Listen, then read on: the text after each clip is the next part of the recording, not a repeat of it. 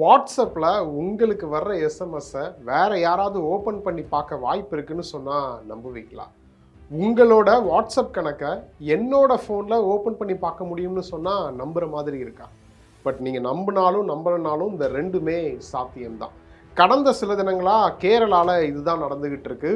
1000க்கும் மேற்பட்டவர்கள் கம்ப்ளைண்ட் பண்ணியிருக்காங்க, என்னோட வாட்ஸ்அப்பை ஹேக் பண்ணிட்டாங்க அப்படின்னு சொல்லிட்டு.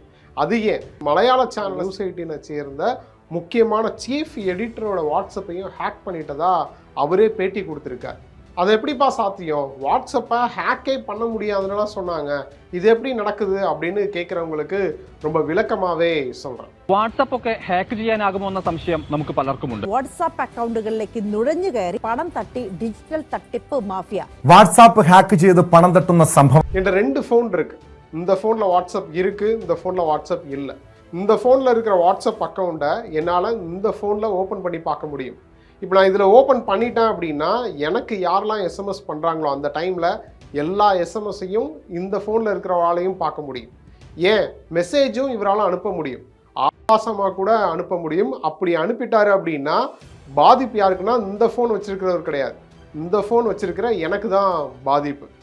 ஸோ இந்த மாதிரி உங்களை யாராவது டார்கெட் பண்ணுறாங்க அப்படின்னா அவங்களாலையும் உங்களோட வாட்ஸ்அப் கணக்கை எடுத்து உங்களுக்கு வர எஸ்எம்எஸ்ஸை பார்க்க முடியும். அது எப்படின்னு பார்க்குறதுக்கு முன்னாடி இன்னொன்று, இதுலேருந்து சேஃபாக இருக்கிறதுக்கான சேஃப்டி செட்டிங்ஸ் ஆப்ஷன்ஸும் இருக்குது. பட் அதை பார்க்குறதுக்கு முன்னாடி சமீப நாட்களில் நடந்துக்கிட்டு இருக்கிற வாட்ஸ்அப் வெரிஃபிகேஷன் ஸ்கேம், இது 3 வருஷத்துக்கு முன்னாடியே நான் தொடர்ந்து பேசிக்கிட்டு இருக்கேன். பட் இப்போது கேரளாவில் ஆரம்பத்திலே சொன்ன மாதிரி 1000க்கும் அதிகமான ரெஜிஸ்டர் ஆயிருக்குன்னு சொல்லியிருக்காங்க. ஸோ அந்த வாட்ஸ்அப் வெரிஃபிகேஷன் ஸ்கேம் எப்படி நடக்குது, எப்படி அடுத்தவங்களோட வாட்ஸ்அப் கணக்கை எடுத்து அவங்களுக்கு வர எஸ்எம்எஸ்ஸை ரீட் பண்ணுறாங்க, அவங்களுக்கு வர எஸ்எம்எஸ் மட்டும் இல்லை, அவங்க ஃபோனில் இருக்கிற கான்டாக்டில் இருக்கிற எல்லாருக்குமே வாட்ஸ்அப்பில் மெசேஜ் பண்ணி அவங்களோட வாட்ஸ்அப் கணக்கையும் தங்களோட கட்டுப்பாட்டில் கொண்டு வராங்க. ஸோ அது எப்படி அப்படின்றத டீட்டெயிலாக பார்ப்போம். 2 ஃபோன் இருக்குது. இந்த ஃபோனில் வாட்ஸ்அப் இருக்குது, இந்த ஃபோனில் வாட்ஸ்அப் கிடையாது. செக் பண்ணிக்கோங்க. ரெண்டுமே வேறு நம்பர் தான், அதையும் சொல்லிடுறேன். இப்போ எக்ஸாம்பிள் நான் அந்த நம்பருக்கு கால் பண்ணி கூட காமிச்சிட்றேன்.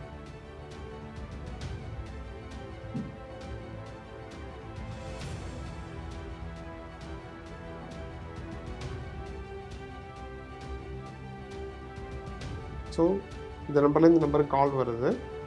ஸோ வேறு நம்பர் தான். ஸோ இப்போ என்ன பண்ண போகிறோம் அப்படின்னா, இப்போ என் ஃபோனில் இருக்கிற வாட்ஸ்அப் கணக்கை இதில் ஓப்பன் பண்ண போகிறேன். ப்ளே ஸ்டோர் போயிட்டு வாட்ஸ்அப்பை இன்ஸ்டால் பண்ணுறேன்.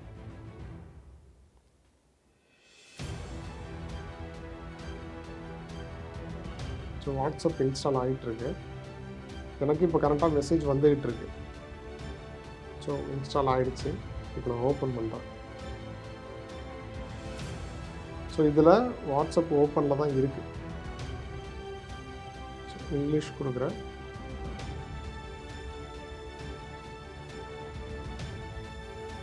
ஃபோன் நம்பர் கேட்குது. இப்போ நான் என்ன பண்ணுறேன் அப்படின்னா, இப்போ நான் வந்து மொபைல் நம்பர் கேட்குது, ஏன் நம்பரை போடுறேன். ஏன் நம்பரை போட்டு நெக்ஸ்ட் கொடுக்குறேன்.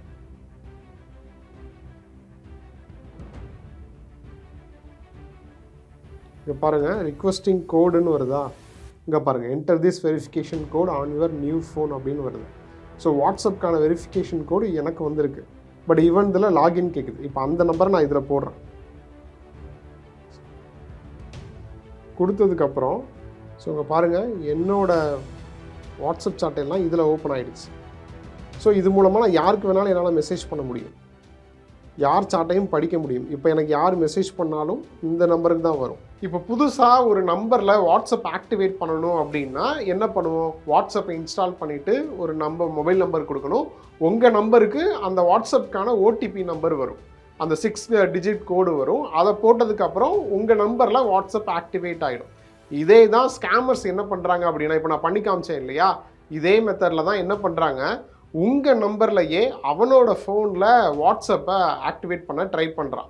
அதாவது வாட்ஸ்அப்பை இன்ஸ்டால் பண்ணிவிட்டு உங்களோட மொபைல் நம்பரை அந்த வாட்ஸ்அப்புக்கான நம்பரில் கொடுக்குறான். கொடுக்கும்போது என்ன ஆகும்னா, உங்களுக்கு அந்த வாட்ஸ்அப்புக்கான 6 டிஜிட் கோடு வரும். அந்த டைமில் அந்த ஸ்கேமர் என்ன பண்ணுவான் அப்படின்னா, உங்களுக்கு கால் பண்ணியோ இல்லை மெசேஜ் பண்ணியோ என்ன பண்ணுவான் அப்படின்னா, எனக்கு அனுப்ப வேண்டிய, எனக்கு வர வேண்டிய வாட்ஸ்அப் கோடு வந்து உங்களுக்கு வந்துருச்சு, இல்லை உங்களுக்கு நான் அனுப்பிட்டேன், அர்ஜெண்ட்டாக எனக்கு அதை ஃபார்வேர்ட் பண்ணுங்கள், தெரியாமல் ஒரு நம்பர் மாதிரி உங்களுக்கு அனுப்பிட்டேன், தயவு செய்து அதை ஃபார்வேர்ட் பண்ணுங்கள் அப்படின்னு சொல்லுவான். அது எப்படிப்பா அப்படி கேட்டவொன்னே யார் அனுப்புவா அப்படின்னு கேட்டால் அவன் ஸ்பெசிஃபிக்காக மென்ஷன் பண்ணி சொல்லுவான், எனக்கு மெசேஜ்லாம் வரலையேப்பா அப்படின்னு சொன்னீங்கன்னா வாட்ஸ்அப் நோட்டிஃபிகேஷனில் போய் பாருங்கள், அதில் வந்திருக்கு அப்படின்னு சொல்லுவான். ஸோ இதெல்லாம் சொல்கிறானே கண்டிப்பாக ஜெனியூனாக தான் இருப்பான் அப்படின்ற மாதிரி நீங்கள் அந்த டைம் யோசிக்காமல் அந்த 6 டிஜிட் கோடை நீங்கள் அனுப்பிட்டீங்க அப்படின்னா உங்கள் கணக்கு அவனுக்கு ஆக்டிவேட் ஆகிடும். ஸோ அந்த டைமில் அவனால் என்ன வேணாலும் பண்ண முடியும். அவன் ஆக்டிவேட் பண்ணதுக்கப்புறம் 2 ஸ்டெப் வெரிஃபிகேஷனாக அவன் ஆன் பண்ணிட்டான்னு வைங்களேன், அந்த 2 ஸ்டெப் வெரிஃபிகேஷன் ஆன் பண்ணிட்டான் அப்படின்னா அடுத்த 7 நாளைக்கு உங்களால் அந்த வாட்ஸ்அப்பை யூஸ் பண்ண முடியாமல் ஆகிடும். ஏன்னா நீங்கள் நிறைய டைம் யூஸ் பண்ணுவீங்க, போட்டு பார்ப்பீங்க, வாட்ஸ்அப் யூஸ் பண்ண பார்ப்பீங்க, 2 ஸ்டெப் ஆத்தென்டிகேஷன் கேட்கும். ஸோ நிறைய டைம் நீங்கள் அட்டெம்ப்ட் ட்ரை பண்ணி வாட்ஸ்அப் லாகின் பண்ண முடியல அப்படின்னா ஒரு குறிப்பிட்ட டைமுக்கு வந்து உங்களால் திருப்பி ட்ரையே பண்ண முடியாது. ஸோ இந்த மாதிரி எக்ஸ்டெண்ட் ஆகிக்கிட்டே இருக்கும். ஸோ இப்படி தான் கேரளாவில் நடந்துக்கிட்டு இருக்கு. அப்படி பாதிக்கப்பட்ட ஒரு நபர் பேட்டியும் கொடுத்துருக்காரு.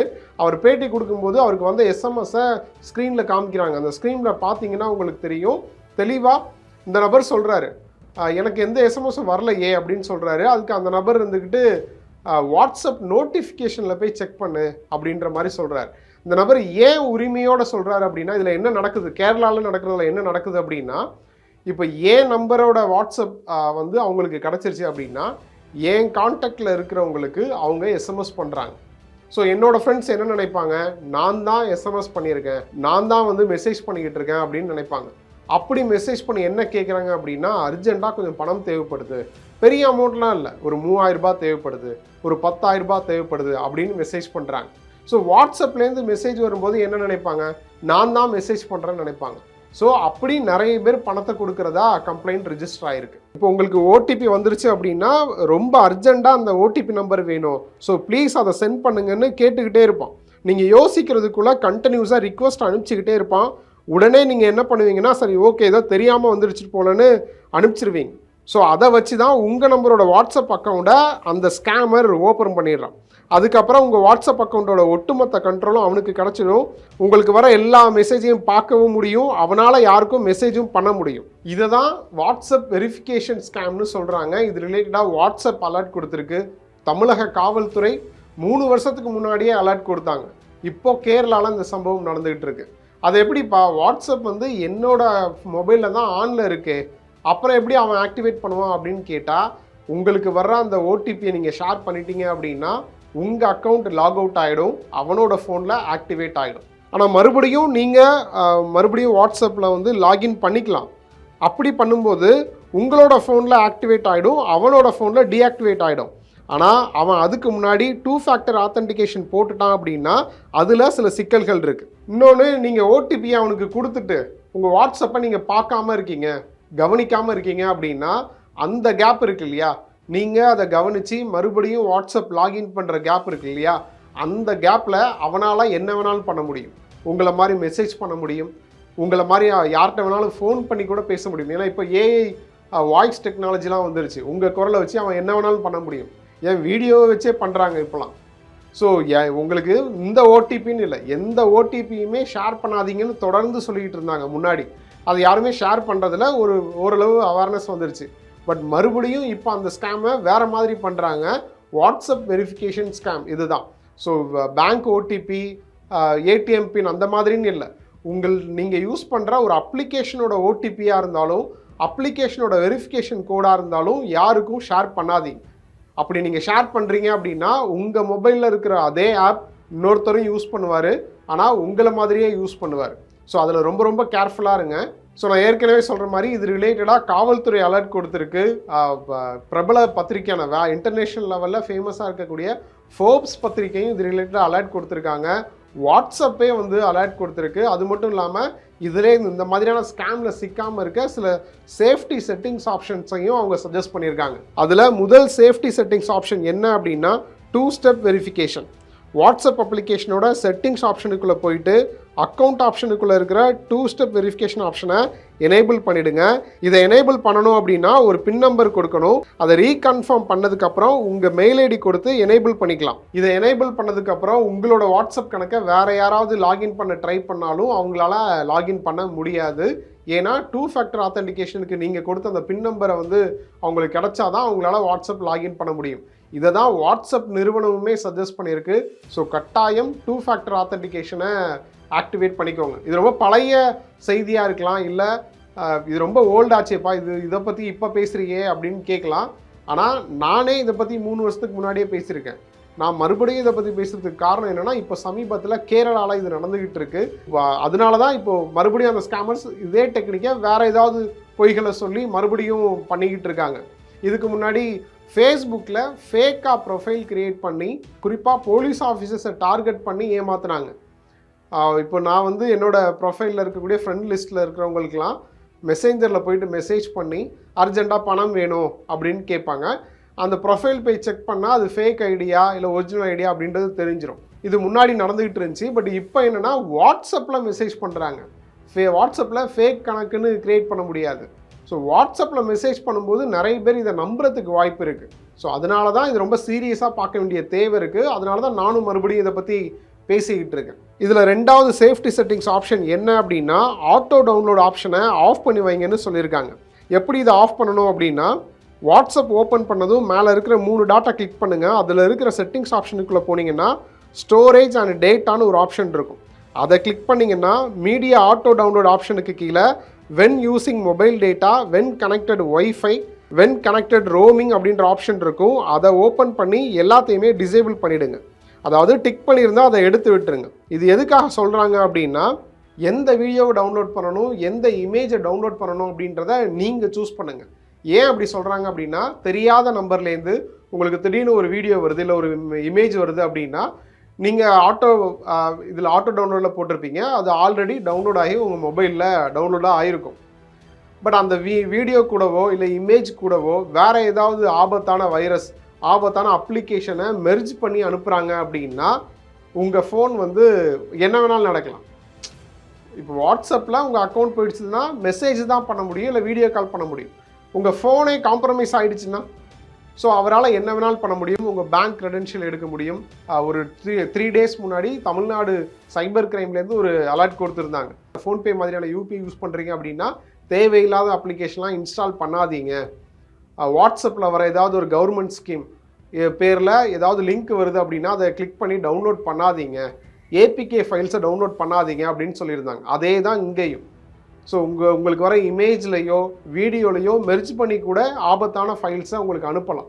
ஆபத்தான அப்ளிகேஷனை இன்ஸ்டால் பண்ண வைக்கலாம். ஸோ அதுலேயும் கேர்ஃபுல்லாக இருக்கு. 3வது சேஃப்டி செட்டிங்ஸ் ஆப்ஷன் என்ன அப்படின்னா, வாட்ஸ்அப்போட செட்டிங்ஸ் ஆப்ஷனுக்குள்ளே போயிட்டு சார்ட்ஸ் ஆப்ஷனை கிளிக் பண்ணிங்கன்னா சார்ட் பேக்கப்னு ஒரு ஆப்ஷன் இருக்கும். அதில் பேக்கப் டு கூகுள் டிரைவ் ஆப்ஷனை கிளிக் பண்ணி நெவர் ஆப்ஷனை செலக்ட் பண்ணிவிடுங்க அப்படின்னு சொல்லி ஃபோர்ப்ஸ் பத்திரிகை சஜஸ்ட் பண்ணுது. அதில் வீக்லி, டெய்லி, மந்த்லின்னு ஆப்ஷன் இருக்கும். நீங்கள் நெவர் ஆப்ஷனை செலக்ட் பண்ணிக்கோங்க அப்படின்ற மாதிரி சொல்கிறாங்க. ஏன் அப்படி சொல்லியிருக்காங்க அப்படின்னா, பொதுவாக வாட்ஸ்அப் அப்படின்றது எண்ட் டு என்கிரிப்ஷன்னு சொல்லுவாங்க. அதாவது நீங்கள் யாரு கூட என்ன பேசினாலும் அதை யாராலையும் பார்க்க முடியாது, எங்களாலேயே அதை பார்க்க முடியாதுன்னு வாட்ஸ்அப் நிறுவனம் சொல்லுவாங்க.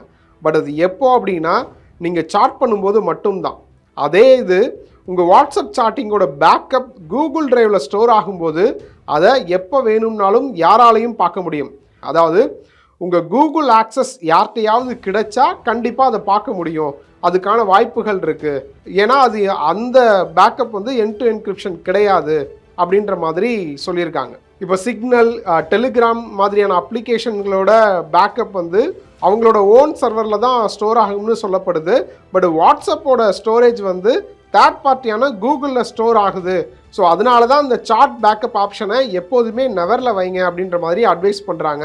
இப்போ சொன்ன இந்த 3 ஆப்ஷனை தவிர 4வதாக ஒரு சேஃப்டி செட்டிங்ஸ் ஆப்ஷனை சைபர் பாதுகாப்பு வல்லுநர்கள் சஜஸ்ட் பண்ணுறாங்க. அது என்ன அப்படின்னா, நீங்கள் எல்லார் நம்பரையும் சேவ் பண்ண போகிறதில்ல. பட் உங்கள் நம்பர் உங்களுக்கே தெரியாத நிறைய பேர்கிட்ட இருக்கலாம். ஸோ அவங்களாலையும் உங்களோட ப்ரொஃபைலில் இருக்கிற ஃபோட்டோவை பார்க்க முடியும், டிபியை பார்க்க முடியும், நீங்கள் வைக்கிற ஸ்டேட்டஸை பார்க்க முடியும். அப்படின்னும் போது அதுலேயுமே கவனம் செலுத்துங்க. மை கான்டாக்ட்ஸ்னு ஆப்ஷன் இருக்குது, யாரெல்லாம் பார்க்கக்கூடாதுன்ற ஆப்ஷன் இருக்குது, யாரெல்லாம் பார்க்கலான்ற ஆப்ஷன்ஸ் இருக்குது, இதெல்லாம் நீங்கள் சூஸ் பண்ணுங்கள் அப்படின்ற மாதிரி சஜஸ்ட் பண்ணுறாங்க. அதை ஏன் சொல்கிறாங்க அப்படின்னா, எக்ஸாம்பிள் இப்போ எனக்கு யாருனே தெரியாத ஒருத்தர்கிட்ட என் நம்பர் கிடைக்குது. அவரோட நோக்கமே நான் என்ன பண்ணிக்கிட்டு இருக்கேன் அப்படின்றத ஃபாலோ பண்ணுறது தான்.